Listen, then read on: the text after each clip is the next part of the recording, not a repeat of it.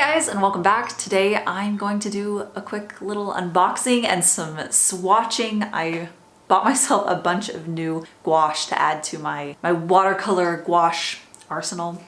And I'm really excited to play with these and see how they behave and see what colors they are. I mean, I know which ones I picked, but to see them in real life, it's very exciting and fun. But I also got a bunch of new paper. Let's open this up. Let's play with some paint today.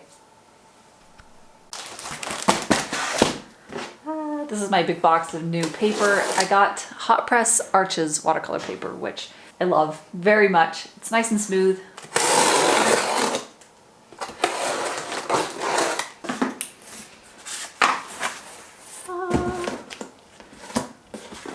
There we go.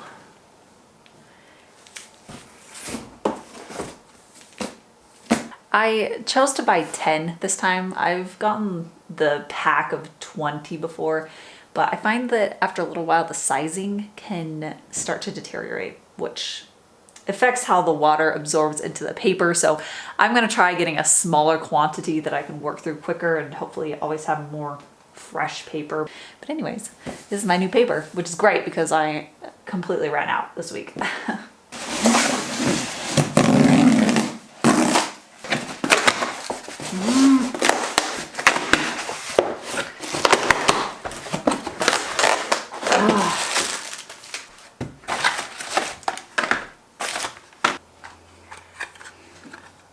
So most of what I bought is Holbein acrylic gouache, which I love what I have and I've used so far. So I figured I'd stay in the same family.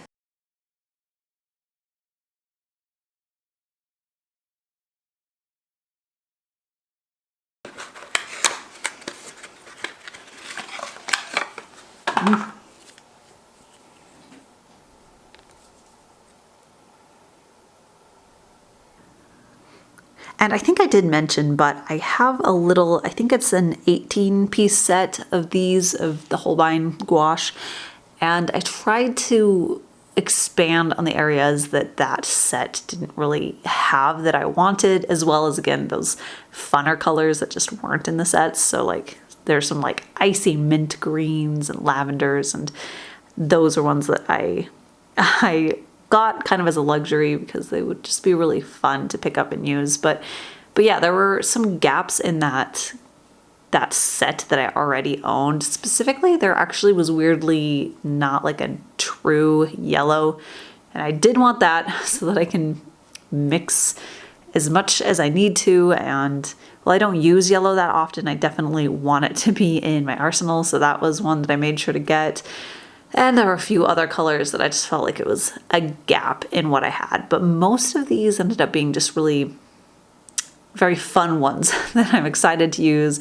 And I didn't necessarily need, but I think it'll be really inspiring and fun to be able to have those organized, hopefully in some sort of way, so that when I'm working on a painting, I can look at them and dream up different ways to use the colors together and play with them. I also got more titanium white. I use white all the time. Very frequently I'll mix it with other pre-mixed colors to lighten it, and I go through it a lot. I have a couple tubes already that I've gone through, so I got more white. I also got gray this time, which I think will be maybe useful to help tone down the saturation of some of these mixtures. That's something that I tend to overshoot when I'm doing my gouache line work, is that it often ends up more saturated than the watercolor that I'm trying to compare it to. So I need to be a little bit better about that. Having the gray will just be one more option to downgrade the saturations so that will match a little bit better. And then I can get finally to the fun part, which is swatching the paints. I love doing this. I love swatching paints, but I don't do it very often. I've actually been thinking about going back and doing it for all of my watercolors, specifically in order of how they are in my palette.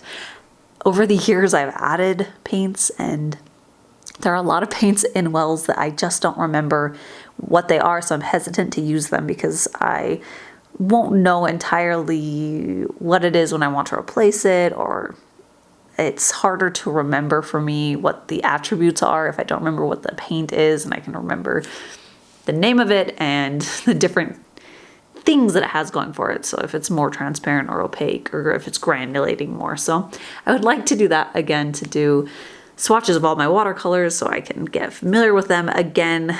There's several that I just use all the time, and then there's lots that I just don't use because they've just kind of become unfamiliar to me. So I highly suggest doing a little color swatch booklet of the paints that you do own if you have a lot of them. One, it's really fun and very satisfying, but it also is really helpful to be able to see what the paints actually look like. Oh, and by the way, I actually decided to switch to using my glass palette for my gouache. This allows me just to scrape it up with that same glass scraper, and then I have a clean palette that I can work with, and it's perfect and I love it. It gives me all the space that I need to mix my colors. So yeah, I'm really happy to find another way to use the tools that I already have. And this last paint was just a fun freebie that came. It was a total surprise, but when I was unpacking, I did not know what it was, because on the side of the tube, it just has like a red, a blue, and a yellow listed. And I thought that maybe it was like a black, but like a chromatic black. So it had lots of colors mixed in, so it looked really rich. That was my guess. But when I opened it, I was very surprised and delighted, because I really love paints like this. But this is actually just a really glittery, iridescent watercolor paint.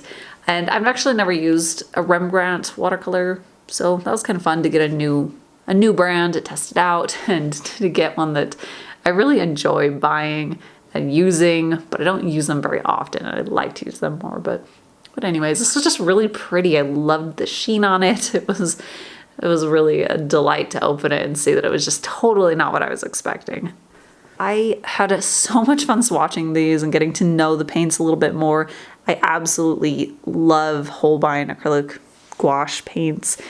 I've been using them for a while, and they're really pleasant to use. So that was quite the little treat for myself to expand the colors that I do have available. So that was really fun. I've done several paintings so far with the paints that I bought, and it's really pleasant to have so many colors to pick from and to choose from, and to have such a range of saturation and colors. It's really fun. It gives me a lot of inspiration. And as always, I want to give a huge thank you to my patrons. You guys are amazing. Thank you so much for your support. And that's it. So I'll see you guys next time.